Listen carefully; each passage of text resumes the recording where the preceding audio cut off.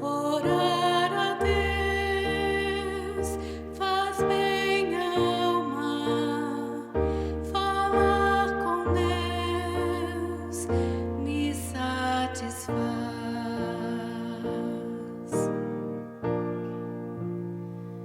Falar com Deus, que privilégio, abrir a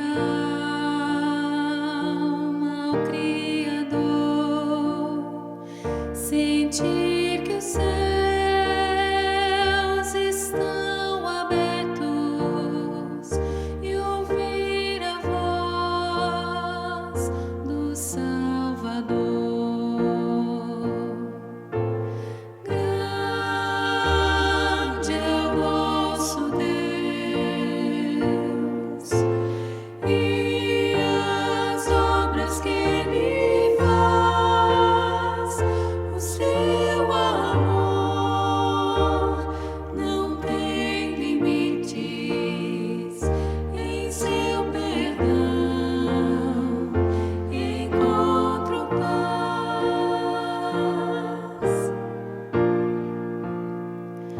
Falar com Deus é o que preciso, pois Ele é fonte de poder. Só nele a vida faz sentido, pois me dá forças pra viver. Grande é o nosso Deus e as obras que Ele faz. O seu amor não tem limites. Em seu perdão encontro paz. Grande é o nosso Deus e as obras que Ele faz. O seu amor não tem limites. Em seu perdão encontro paz.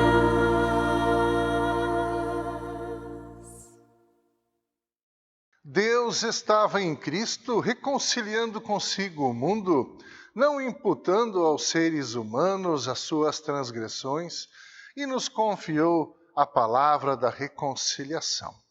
Olá, gente querida, que a graça do Senhor Jesus, o amor de Deus o Pai e a comunhão do Espírito Santo seja com todos vocês. A saudação bíblica deste culto é também o lema da semana que inicia neste domingo, dia 6 de junho, e que encontramos na primeira carta do apóstolo Paulo aos Coríntios, no capítulo de número 5, versículo 19. Hoje é também o primeiro domingo após Trindade e é também o segundo domingo após Pentecostes. Queremos iniciar a nossa celebração virtual, gravada pela comunidade evangélica de Confissão Luterana de Joinville, cantando o hino de número 502 do livro de canto da igreja, que tem o título Ó Alegria Vem Alumia. Que mesmo que estejamos celebrando de forma virtual e mesmo que estejamos distantes fisicamente, que estejamos sim unidos em espírito e em oração, e que isso seja para todos nós um motivo de gratidão e de grande alegria. Cantemos, ó alegria vem alumia.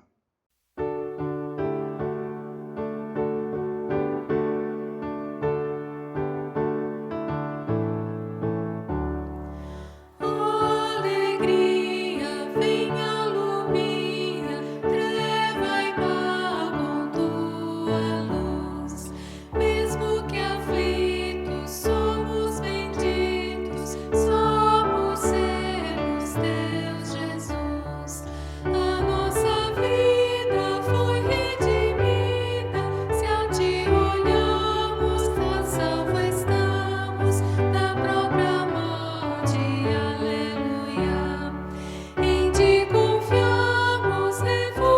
achamos em tua graça que nos enlaça, agora e sempre. Aleluia. Contigo estamos, não receamos mundo, inferno, morte ou mal.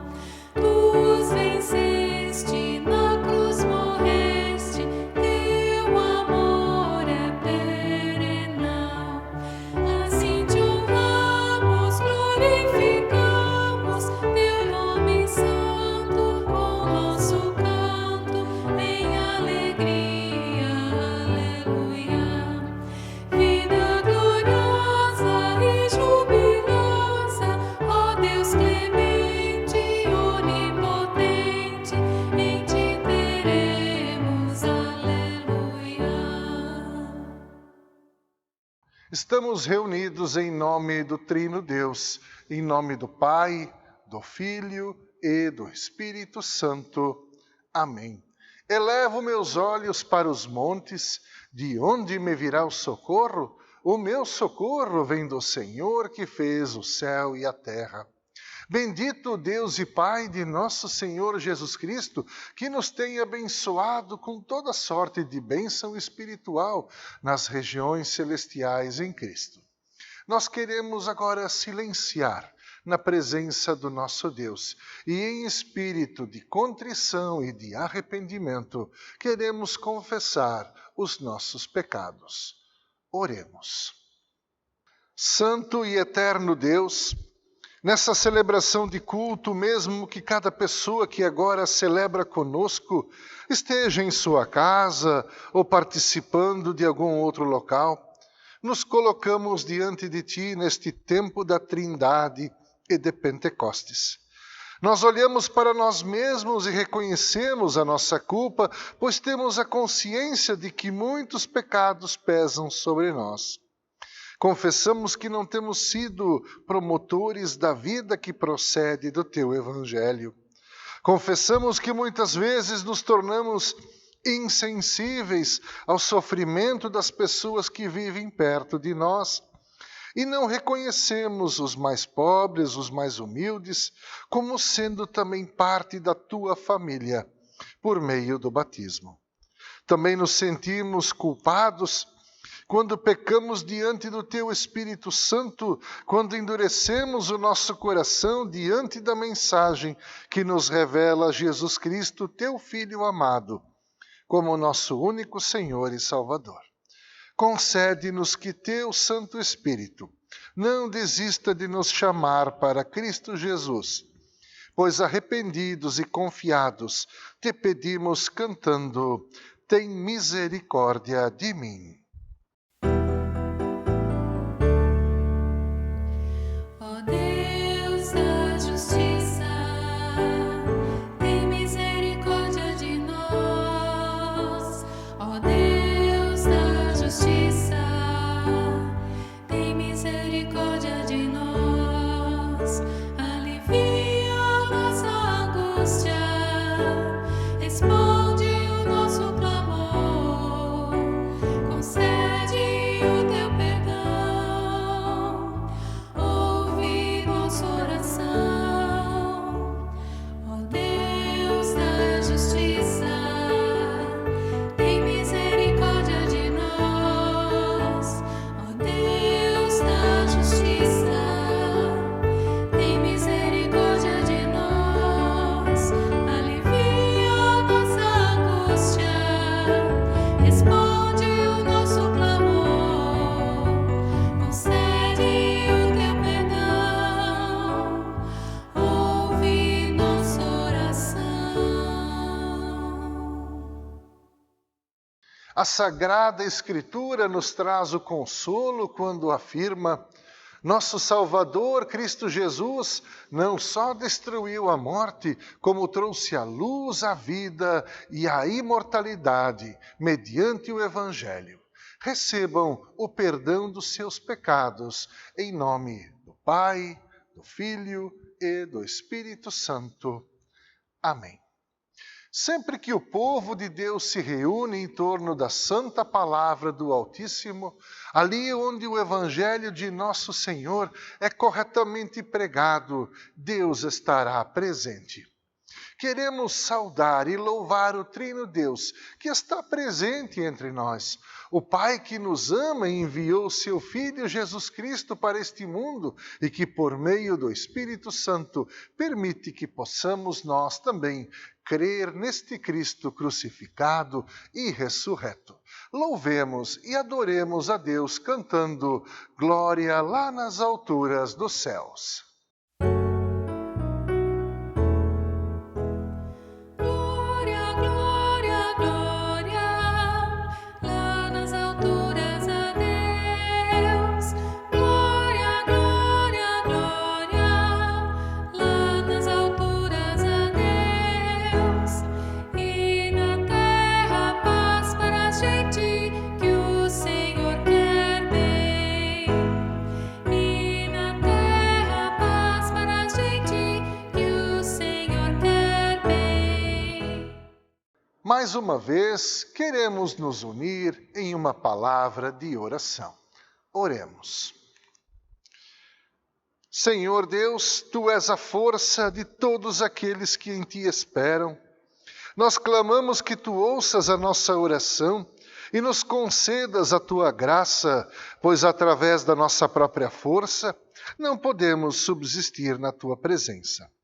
Ajuda-nos, ó Deus e Pai, a termos a capacidade de cumprirmos os Teus mandamentos e, se por acaso falharmos, estende sobre nós o Teu perdão e Teu amor que nos foi revelado por meio da sagrada cruz de nosso Senhor Jesus Cristo. Concede-nos Teu Espírito Santo para que sejamos iluminados e conduzidos ao Senhor Jesus. Ajuda-nos que, iluminados pela luz da Tua palavra, possamos viver entre nós o verdadeiro amor cristão que Jesus ensinou e demonstrou.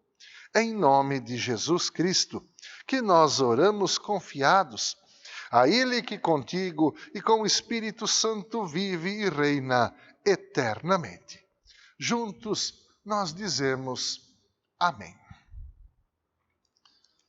Nos preparando para a liturgia da palavra, cuja primeira leitura deste culto encontramos no Salmo de número 100, queremos cantar o hino de número 641 do livro de canto da igreja, Os que confiam no Senhor.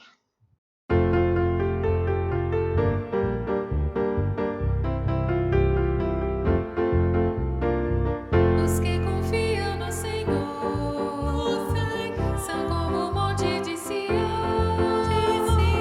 Os que confiam no Senhor são como o monte de Sião. Firmes para sempre permanecem, firmes para sempre no Senhor, firmes para sempre no Evangelho, firmes para sempre no amor. Os que confiam no Senhor, os que confiam no Senhor, os que esperam no Senhor, suas forças hão de renovar. Os que esperam no Senhor, suas forças hão de renovar. Sobem como águias para os montes, correm mesmo sem se fatigar. Engajados pelo Evangelho, querem suas vidas ofertar. Os que esperam no Senhor, os que esperam no Senhor. Como já dissemos, a primeira leitura desta celebração encontramos no Salmo de número 130, que passo a ler. Das profundezas clamo a Ti, Senhor. Escuta, Senhor, a minha voz. Estejam alertas os Teus ouvidos às minhas súplicas. Se observares, Senhor, iniquidades, quem, Senhor, subsistirá? Contigo, porém, está o perdão para que te temam. Aguardo o Senhor, a minha alma o aguarda. Eu espero na sua palavra. A minha alma anseia pelo Senhor, mais do que os guardas pelo romper da manhã. Mais do que os guardas pelo romper da manhã. Espera Israel no Senhor. Pois no Senhor há misericórdia, nele copiosa redenção. É ele quem redime a Israel de todas as suas iniquidades. Quem vos der ouvidos, ouve-me a mim, e quem vos rejeitar, a mim me rejeita. Quem, porém, me rejeitar, rejeita aquele que me enviou. Cantemos, fala, Senhor, que te escuta teu servo. Aleluia. Aleluia, aleluia, aleluia, aleluia. Fala, Senhor, que te escuta teu servo. Aleluia, aleluia, aleluia, aleluia.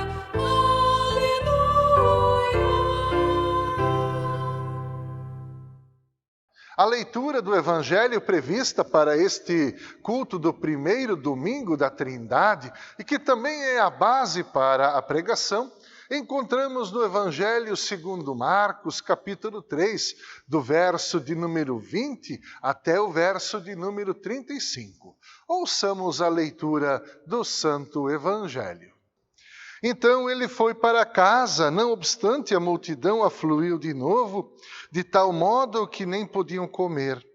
E quando os parentes de Jesus ouviram isto, saíram para o prender, porque diziam, está fora de si.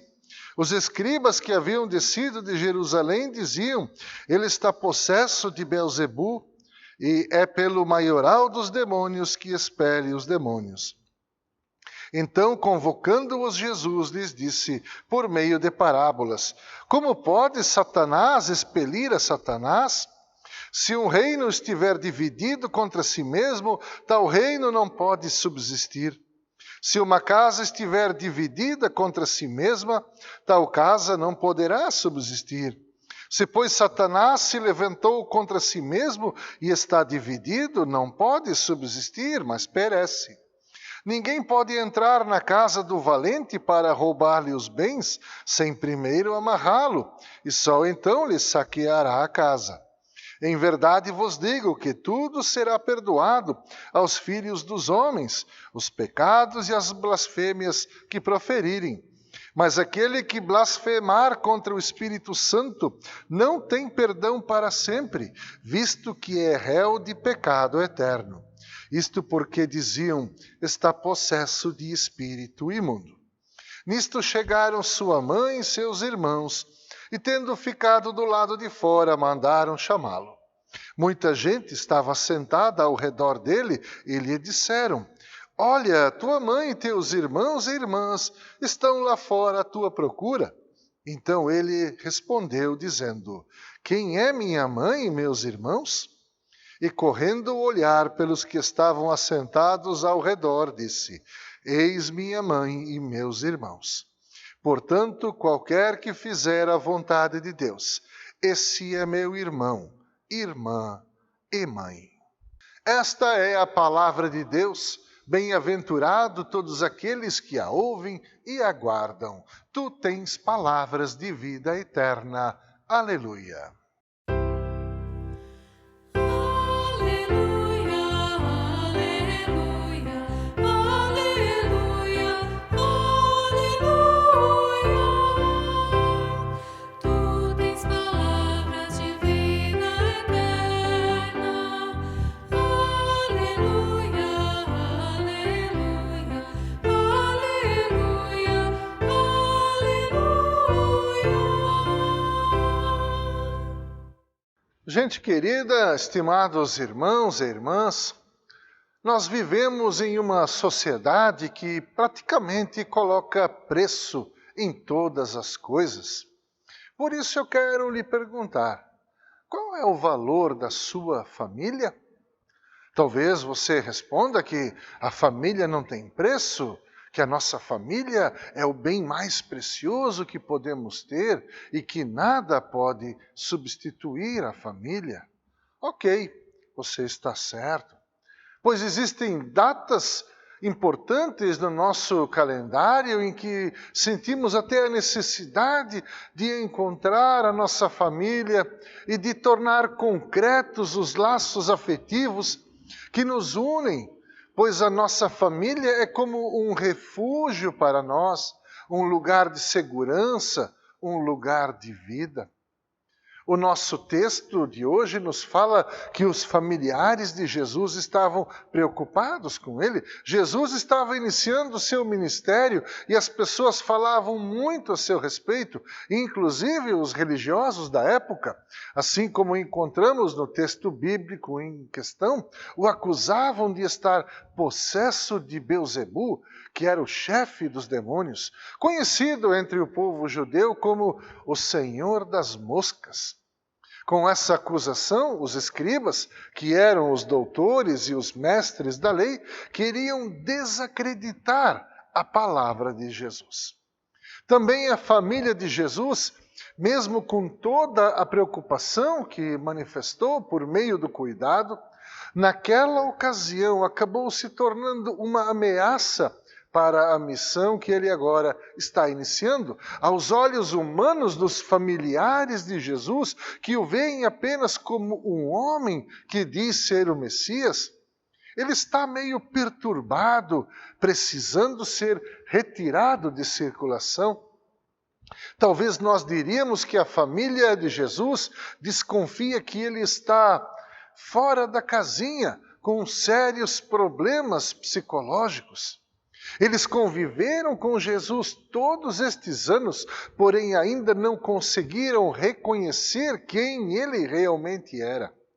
Isso nos mostra que o ser humano, cada um de nós também aqui está incluído, por si só, não tem a capacidade de reconhecer a verdadeira identidade divina de Jesus.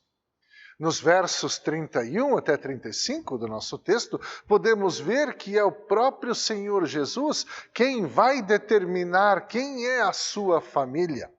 Pertencer à família de Jesus não é uma questão de nascer nessa ou naquela família, e nem pode ser visto como um direito adquirido por pertencer a essa ou aquela denominação religiosa, mas sim é uma questão de convocação do próprio Jesus.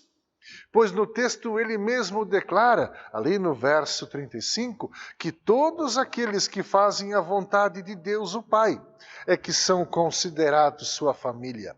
É a comunidade que se forma em torno de Jesus Cristo, que agora é chamada pelo próprio Jesus de meu irmão, minha irmã e de minha mãe. É interessante notar que tanto a religião quanto a família estão sendo espaços de oposição à missão de Jesus, da obra de Deus aqui neste mundo. A sinagoga, que era a casa de oração e de comunhão com Deus, havia se tornado um lugar de exclusão, um lugar de tropeço. O templo havia se tornado um covil de ladrões e de salteadores, e não mais um lugar de oração, um lugar de comunhão. Jesus foi até a sinagoga e lá realizou milagres, curando os doentes, e no fim das contas, ele mesmo estava sendo expulso dali. As estruturas políticas, sociais e religiosas daquela época, por promoverem a exclusão e se acharem no direito de julgarem quem pertencia ao povo de Deus, haviam se tornado estruturas promotoras de morte. Estruturas que deveriam promover a vida, foram transformadas em estruturas de poder e de violência que usa a lei e da religião para benefício próprio, causando dor e sofrimento para os seus semelhantes menos favorecidos. Existe um enorme período de tempo que nos separa destes acontecimentos descritos pelo nosso texto, porém, será que as coisas mudaram para nós nos dias de hoje? A estrutura familiar e a estrutura religiosa cumprem o seu papel evangelizador ou ainda são opositores de Jesus? Tanto a família quanto a religião são estruturas que promovem a vida aqui neste mundo onde nós vivemos? A sociedade humana é composta de estruturas que, embora diferentes, deveriam ter em comum o mesmo objetivo, que é a promoção da vida. Tanto a família como a religião são grandezas importantes para que a vida de cada ser humano e outros valores necessários para o sentido pleno da dignidade humana possam ter espaço. Porém, se nem a família e nem a religião confiarem na palavra de Jesus Cristo, acabarão se tornando, sim, instrumentos de propagação de morte aqui neste mundo. O ensinamento central do texto é que o caminho de Jesus e o caminho daqueles que se consideram familiarizados com Deus, sem porém promover a vida a partir do amor pelo semelhante, são caminhos, na verdade, opostos. O espaço da família e da religião acaba recebendo um novo significado a partir de Jesus. Jesus coloca um critério muito importante ao declarar que a sua família são aqueles que fazem a vontade de Deus. Em torno de Jesus surge uma nova família, que é a comunidade cristã. É na comunidade, nesse espaço de fé, onde o discipulado, o seguir a Jesus, torna-se um caminho regenerador de vidas e das relações entre as pessoas que seguem e confiam em Jesus Cristo. Os rejeitados pela estrutura social e religiosa agora têm aceitação em torno de Jesus Cristo. Ele inverte tudo do avesso, inverte as posições. Quem estava fora agora está do lado de dentro. Somente na casa onde Jesus está, onde seus ensinamentos são aceitos e vividos, somente ali se encontra a família de Deus. Quando olhamos para a humanidade e para os caminhos que nós, seres humanos, traçamos ao longo da história, vamos perceber que também a nossa sociedade busca desacreditar a Jesus.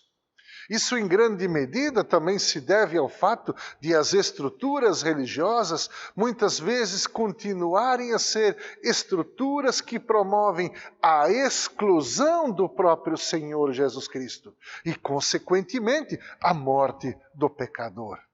Jesus faz uma afirmação decisiva. Ele fala sobre um pecado que não tem perdão, o pecado imperdoável. Segundo Jesus, o pecado que não tem perdão é o pecado contra o Espírito Santo. Nós estamos agora no período chamado de Pentecostes. E neste tempo do calendário litúrgico da igreja, nós somos lembrados da presença da terceira pessoa da Trindade em nosso meio. Cada pessoa da Santíssima Trindade tem uma função específica. Ao Pai cabe a tarefa de criar todas as coisas que existem e enviar o Filho para resgatar a humanidade caída. A segunda pessoa, o Filho Jesus Cristo, já estava com o Pai na criação, sendo que ele mesmo não foi criado, mas gerado do Pai. Pois se tivesse sido criado, seria também uma criatura, como você e como eu. A ele cabe a tarefa de, sendo Deus de Deus, vir até este mundo para anunciar o amor do Pai a toda criatura e dar a sua vida em pagamento pelos pecados, resgatando toda a humanidade caída. Quando o Filho retorna aos céus, envia a terceira pessoa da Trindade, o Espírito Santo, que tem como tarefa conduzir a todas as pessoas a crerem que o Senhor Jesus Cristo é Deus encarnado e que Ele é o único e suficiente Salvador. Os doutores da lei, os escribas, acusavam Jesus de estar agindo em nome de Beelzebul, ou seja, não reconheciam a ação de Deus em Jesus. Eles se agarravam aos seus costumes e depositavam toda a sua fé, toda a sua confiança na lei de Moisés e nas suas próprias atitudes sacrificiais, na sua piedade e também nas suas tradições. Podemos dizer que eles, os doutores da lei, que consideravam ter Deus sob o seu controle, estavam tão seguros de si que não estavam receptivos ao agir do Espírito Santo. Cada um de nós é um pecador e uma pecadora. Ninguém de nós pode dizer que não comete pecados. Jesus Cristo radicalizou a lei e nos mostrou que somos incapazes de cumprir à risca os mandamentos de Deus. A nossa natureza, com a queda, tornou-se uma natureza pecadora, e enquanto estivermos aqui neste mundo, sempre de novo atitudes que revelam o nosso pecado vão surgir. Mas o Evangelho quer nos erguer. A lei de Deus nos acusa de pecadores, porém acusados e agora conscientes da nossa verdadeira natureza pecadora, somos convidados a abraçar o Evangelho, a boa notícia de que Deus nos ama e que Ele perdoa aqueles que o buscam com sincero e verdadeiro arrependimento. O Evangelho nos mostra que Jesus Cristo na cruz pagou o preço da nossa dívida com o Pai Celestial. Agora eu pergunto, como é que nós conseguimos descobrir tudo isso e crer em Jesus Cristo como sendo o Deus encarnado, o Salvador? Não é por causa da nossa inteligência, de maneira nenhuma. Também os escribas, os doutores da lei do povo judeu eram sábios e notáveis conhecedores da lei de Deus. No entanto, mesmo com todo o conhecimento das Escrituras Sagradas que eles possuíam, mataram o Senhor da Glória, mataram o próprio Filho de Deus. Se nós conseguimos ver em Jesus aquele que nos traz a vida nova, se reconhecemos nele o caminho para Deus, é porque o Espírito Santo assim nos revelou. Essa é a função do Santo Espírito, conduzir a todos nós aos braços abertos de Deus. E os braços abertos de Deus encontramos na cruz de Cristo Jesus. Se alguma vez você já se preocupou, se por acaso já cometeu o pecado imperdoável, lembre-se, se você crê em Jesus Cristo, se você confia nele, se tem a certeza de que ele morreu por você, saiba que você faz parte da verdadeira família de Deus. Somente aqueles que não se deixam conduzir para Jesus através do Espírito Santo é que podem ser vistos como aqueles que cometeram o pecado sem perdão. Sem Jesus não há perdão. Sem Jesus não há salvação e sem Jesus não há comunhão entre irmãos e irmãs. Sem Jesus não há igreja cristã. Sem Jesus não podemos chegar à presença do Pai Eterno. Sem Jesus não há vida eterna. E principalmente, sem a condução do Espírito Santo, nem eu e nem você podemos chegar até Jesus. Amém. Em resposta a essa mensagem que ouvimos, queremos louvar o nome do Trino Deus, cantando o hino número 582 do livro de canto da igreja, Há sinais de paz e de graça.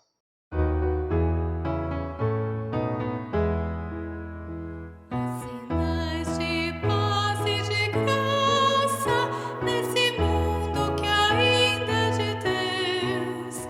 Em meio aos poderes das trevas, manifestam-se as forças dos céus. A terra mover-se no espaço, o sol a brilhar